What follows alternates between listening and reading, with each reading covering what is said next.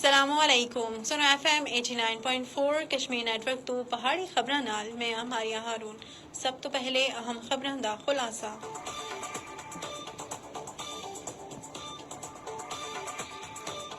بھارت دے غیر قانونی زیر قبضہ جموں و کشمیر وچ بھارتی فوجیاں سن اپنی ریاستی دہشت گردی دی تازہ کارروائی دے دوران اج ضلع کپواڑہ وچ 2 کشمیری نوجوانوں کو شہید کر دیتا ہے۔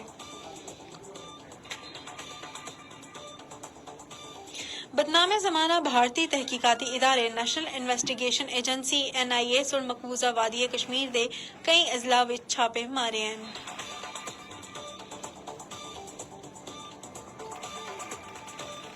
مقبوضہ علاقے وچ نام نہاد اسمبلی انتخابات دے بعد 2 ووٹاں دی گنتی دی تیاری دے دوران انتظامیہ سن پابندیاں مزید سخت کر دتیاں ہیں۔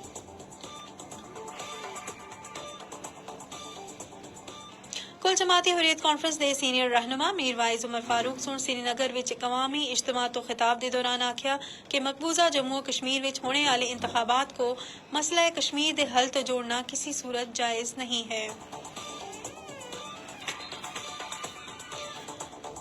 بھارت دے غیر قانونی زیر قبضہ جموں کشمیر وچ بھارتی فوجیاں سن اپنی ریاستی دہشت گردی دی تازہ کارروائی دے دوران اج ضلع کپواڑہ وچ 2 کشمیری نوجوانوں کو شہید کر دیتا ہے۔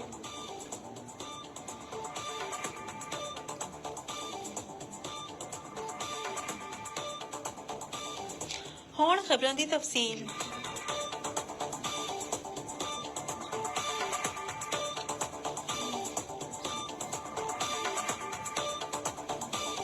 بدنام زمانہ بھارتی تحقیقاتی ادارے نیشنل انویسٹیگیشن ایجنسی NIA سن مقبوضہ وادی کشمیر دے کئی اضلاع وچ چھاپے مارے ہیں۔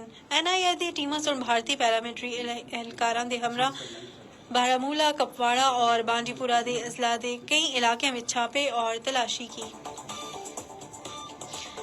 مقبوضہ علاقے وچ نام نہاد اسمبلی انتخابات دے بعد ووٹاں دی گنتی دی تیاری دے دوران انتظامیہ سن پابندیاں مزید سخت کر کے دیاں ہیں۔ اسمبلی انتخابات دا انعقاد 18 اور 25 ستمبر اور 1 اکتوبر کو 3 مرحلیاں وچ ہویا ہے۔ نتائج دا اعلان 8 اکتوبر کو ہو سی۔ نتائج تو قبل پابندیاں دا سلسلہ مزید سخت کر دیتا ہے۔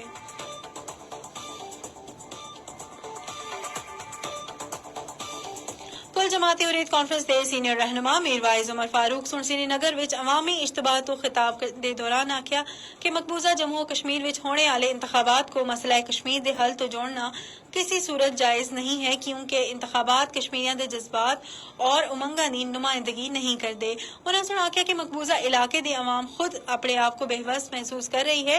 انہاں دے اختیارات سلب کیتے گئے ہیں، زمیناں، نوکریاں، املاک اور دیگر وسائل کو کھسیا جا رہا ہے، جس تو علاقے وچ خوف و دہشت دا ماحول پیدا ہویا ہے۔